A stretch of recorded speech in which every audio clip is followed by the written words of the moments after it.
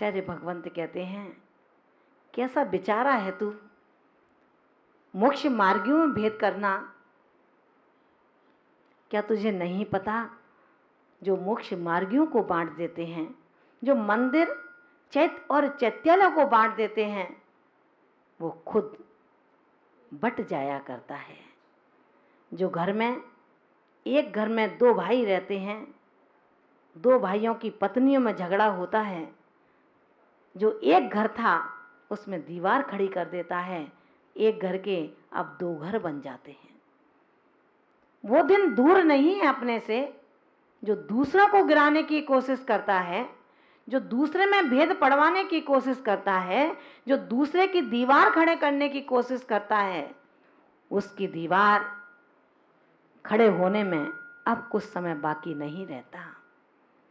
समय बहुत बलवान है, समय के आगे किसी की भी चल नहीं पाई है। महान भावों, आचार्य भगवान हमें बार बार यही समझाते हैं कि रत्नत्रयधारियों में भेद मत करो, तुम अपने कर्तव्य को करो, वो अपने कर्तव्य को करेंगे। वो जो करता है सामने वाला उसे करने दो, लेकिन तुमको जो करना है अपने कर्तव्य से कभी च्युत मत हो। किसी के कहने में आकर के धर्म का अवर्ण्यवाद मत करो, किसी के कहने में आकर के भगवान महावीर की वाणी को नाहक बदनाम मत करो, क्योंकि यदि हम भगवान महावीर का झंडा ऊंचा नहीं कर सकते हैं तो उस झंडे को नीचे करने का भी अधिकार हमारे पास में नहीं है। महान भावों, यही कारण है कि कुंद कुंद स्वामी ने इस रैन सार ग्रंथ के अंदर जो उपलब्धि हमको प्रदान कराई, वो उपलब्धि दुनिया का कोई भी आत्मा नहीं करा सकता है। कुंद कुंद भगवंत ने जब उन्होंने ये समझा दिया कि शक्तिवर दान देकर के तुम देवों के द्वारा पूज्य बन जाया करते हो, शक्तिवर दान देकर के तुम संसार के उन सुखों को प्राप्त होते हो जो ना भूतो ना भविष्यति, जो कभी प्राप्त नहीं हो सकते हैं। आचार्य भगवान अभी भी पीछे नहीं हट रहे श्रावकों को बताने के लिए। उन्होंने कहा कि रे श्रावक, तू रोज पुजारी के चोले में आता है, तेरे हाथ में अष्टद्रव्य की थाली होती है, पुजारी के कपड़े पहना होता है, काश तेरा मन भी पुजारी जैसा हो जाए तो कितना अच्छा होगा। मन के अंदर अहंकार की इतनी गंदी बदबू भरी है। ये मंदिर की बेदी मेरी है, इस बेदी पर पहला अभिषेक मेरे द्वारा होगा। यदि मेरा मन इतना विशाल बन गया होता कि आओ, मैं तो रोज अभिषेक करता हूं, मैंने तो मंदिर की बेदी बना करके ही अपने कर्तव्यों को अहो धन्यता से भर दिया है, ये बनाने लायक नहीं है, आओ तुम पहले अभिषेक कर लो। महान भावो, आचार्य भगवंत कहते हैं, जिस दिन तेरा ये भेद खत्म हो जाएगा, जिस दिन तेरी कसाई की परिणति का चोला उतर जाएगा, जिस दिन तेरे राग देश के लंबी रस्सी से जो तेरी आत्मा बंधी हुई है, जब ये रस्सी खुल जाएगी तो मान के चलना, अगर तू अभिषेक करेगा भी नहीं तो भी तुझे फल अभिषेक करने जैसा प्राप्त होगा। आपको याद होना चाहिए, अंजन चोर ने अपने जीवन में कौन सा कुकर्म नहीं किया, लेकिन जब उसने महामंत्र नमोकार पर श्रद्धा किया तो उसने क्या बोला था, आणम ताणम। जबकि यहाँ क्या कहते हैं कि भैया शुद्ध उच्चारण करना, दर्शनाचार ज्ञानाचार उभयाचार में क्या कहा गया है कि शुद्ध उच्चारण करना, धीरे धीरे बोलना, किसी शब्द को जल्दी जल्दी मत बोलना। यदि ऐसा करते हो तो ज्ञानावर्णी कर्म का बंद होता है। और अंजन चोर ने कहा, आणम ताणम कछु न जानम, सेठ वचन परमाणम। छींक के रस्सियों को काटा और उसके लिए सिंहासन तैयार हो गया। तो अपन भी आड़म ताड़म बोला तो तैयार हो जाएगा सिंहासन, है? राम नाम की जाप का निकला ये परिणाम, दिल में श्रद्धा चाहिए, मरा कहो या राम। आहार वही था, देने वाले वही श्रावक थे, बस परिणामों में भिन्नता थी। जब पड़ोसी के आहार करके मुनि गए तो पंचाक्षरी की वृष्टि होती है। हे भगवान, मैं भी चौका लगाती हूँ, मैं भी पड़गाती हूँ। मुनिराज आते हैं, आहार देती है, प्रार्थना करती है, हे भगवान जल्दी से आहार हो जाए, मुनिराज अपने स्थान पर चले जाएं, फिर मेरे यहाँ भी पंचाक्षरी की वृष्टि होगी। हो गई क्या? पड़ोसी के यहाँ पंचाक्षरी की वृष्टि आहार के बाद, और दूसरे पड़ोसी के यहाँ अंगारे की वृष्टि भी नहीं थी, क्योंकि परिणामों में हलन चलन था, परिणामों के अंदर कसायों का परिस्पंदन था। ये कारण था कि जब तक हम मोक्ष मार्गियों की, हम माँ जिनवाणी की और 18 दोषों से रहित वीतराग भगवान की श्रद्धा में और भक्ति में भेद क्रिया को खत्म कर देंगे, अभेदता को धारण कर लेंगे, तो तुम्हारे यहाँ भी पंचाक्षरी की वृष्टि, देवों का तांडव नृत्य स्वयमेव हो सकता है। आचार्य भगवान कहते हैं कि रे श्रावक, तू कितना भूला है, तू किंचित भी भेद मत कर। अपने घर आए हुए पाहुनों में अगर तू उनमें भेद कर देगा, फिर तू कैसा श्रावक है? आचार्य भगवंत कहते हैं, दानम भोयण में तम दीर्ण धर्णो हबे दिशायारो,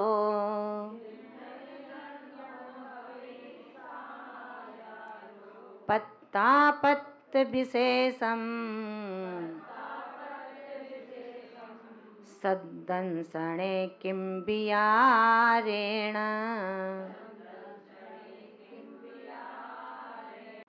दानम भोयण में तम दीर्ण धर्णो हरे दिशायारो,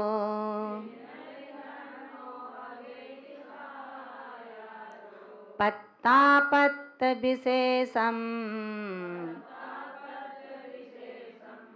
सद्दंसणे किं वियारेण।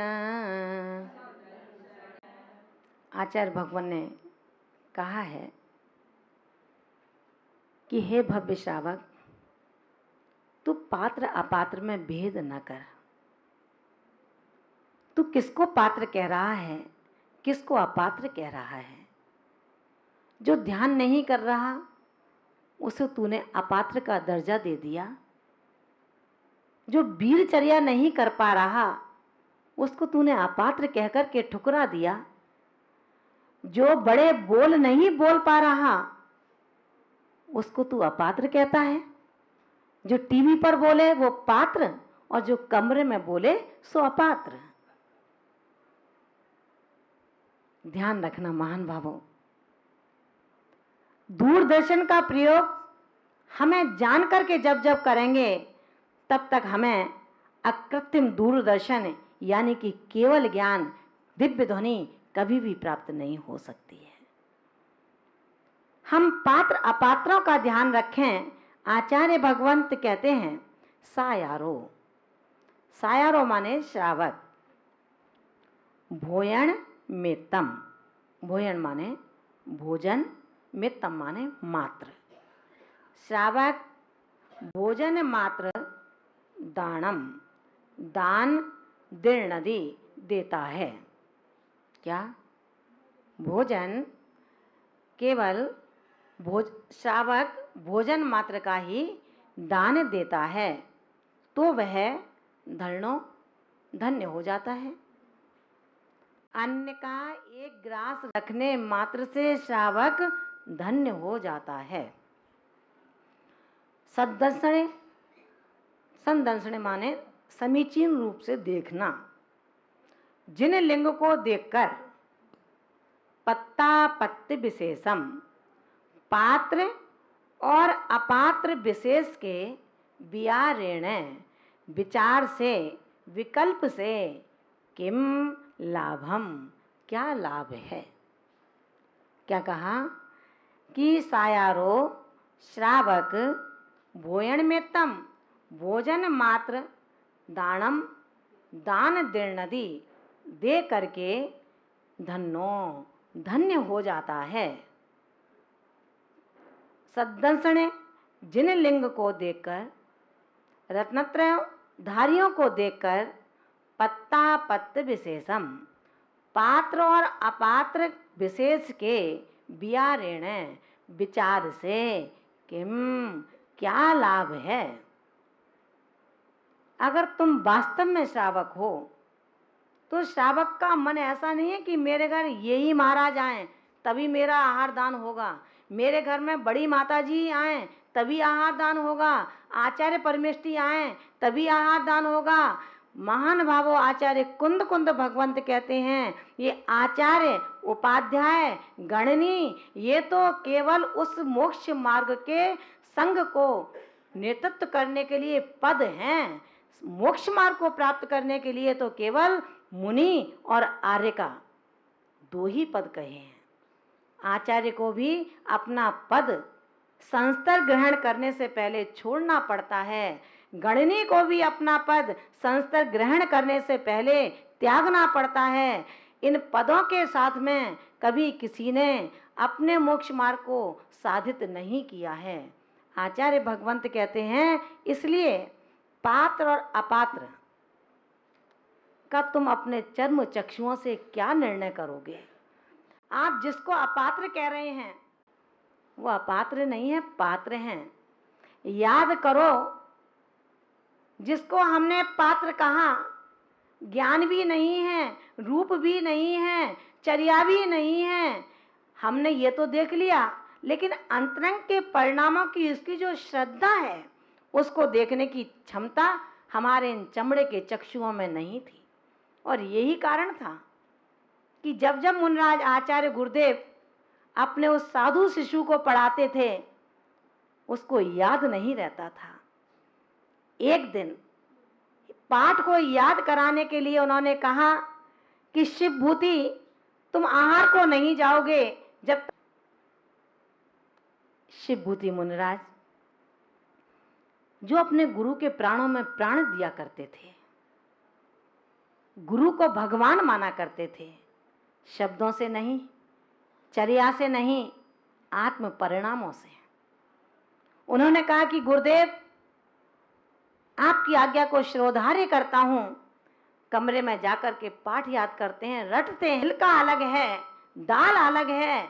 ऐसे ही हे शिवभूति तेरा देह और तेरा जीव अलग अलग है। मान भावों गुरुदेव से कहते हैं, गुरुदेव मुझे पाठ याद हो गया है। उन्होंने कहा ठीक है, तुम आहार करके आओ, उसके बाद सुनाना। आहार करने चले जाते हैं और जब आहार करते करते पाठ भूल जाते हैं फिर याद आता है कि गुरु जी को सुनाना है। परेशान होने लगते हैं कि गुरु क्या सोचेंगे कि आहार की लिप्सा में क्या झूठ बोला शिवभूति ने। महान भावों श्रद्धा धारी शिष्य गुरु से कभी विश्वासघात नहीं करता है। श्रद्धाधारी शिष्य गुरु की अनुपस्थिति में भी मानता है कि गुरु प्रतिक्षण मेरे साथ हैं। ऐसा शिवभूति मुनिराज जब आहार से वापस लौट रहे थे, पाठ भूल जाते हैं, बहुत मन लगाते हैं कि मुझे पाठ याद हो जाए, पाठ याद नहीं होता। अनायास एक मकान के बाहर एक बूढ़ी माँ सूपड़े में दाल के छिलके को अलग करती हुई दिखाई देती है और शिवभूति मुनिराज का क्षयोपशम पुनः जागृत हो जाता है और कहते हैं मेरे गुरुजी ने मुझे यही तो सूत्र सिखाया है, जैसे दाल का छिलका दाल से भिन्न है, जुदा है, ऐसे ही शिव भूति तेरा देह और तेरा देही भिन्न भिन्न है। बस गुरुजी हो गया पाठ याद, आहार से आते हैं, ध्यान में बैठ जाते हैं। जिस गुरु ने कहा था तुझे पाठ याद नहीं होता, वो वहीं बैठे रह जाते हैं। और जिसको पाठ याद नहीं होता था उस पाठ को याद नहीं किया, आचरण में डाल लिया, आत्मसात कर लिया, ध्यान में बैठ करके केवल ज्ञान को प्राप्त हो जाते हैं। महान भावों, किसे कहोगे पात्र और किसे कहोगे अपात्र? जो बड़े बड़े प्रवचन करता है वो पात्र है, जो प्रवचन नहीं कर पाता वो अपात्र है। किसकी दृष्टि में? चमड़े के चक्षु में। जो ज्ञान के चक्षु जिनके रुंधे पड़े हैं उनके लिए पात्र अपात्र का भेद है, और जिनके ज्ञान नयन का उन्नयन हो चुका है उनके अंदर केवल वीतराग मुद्रा दिखाई देती है, जिन लिंग दिखाई देता है, पीछी कमंडल दिखाई देता है। पीछी कमंडल वाला कोई भी आ जाए वो मेरे पाहुने हैं, अतिथि हैं, इनको भोजन करने के बाद मुझे भोजन करना है। आचार्य कुंद कुंद भगवंत ने इस कारिका में बस हमें यही सिखाया है कि रे श्रावक, तू कभी विकल्प मत करना। उन रत्नत्रधारियों के लिए तुझे विकल्प करने की आदत है तो विकल्प कर। जब तेरे घर का बंटवारा हो रहा हो तो मैं सोना कम लूं या ज़्यादा लूं, इसका विकल्प कर। तेरे अंदर जो मान कसाए है, क्रोध कसाए है, लोभ कसाए है, उसके लिए विकल्प कर। रत्नत्रधारी जो मोक्ष मार्गी हैं, आज मुनि बन करके आए हैं, आज आर्यिका बन करके आए हैं, हो सकता है कल तीर्थंकर बन करके प्रथम आहार का सुयोग्य अवसर तुझे प्राप्त हो जाए। ऐसा आचार्य कुंद कुंद भगवंत ने आप सभी श्रावकों के लिए यह उपदेश इस रेणसार ग्रंथ के अंतर्गत कहा। कल हमें बताएंगे सुपात्र दान से जो मुक्ति का कारण परंपरा बतौर है वो किस तरह होता है। महान भावों, आचार्य कुंद कुंद स्वामी के इस महान उपकार के लिए हम उनको पुनः नमस्कार करते हुए रेणसार के इस अध्ययन सीमा को देखते हुए इस विषय को अब यहीं पर विराम देते हैं।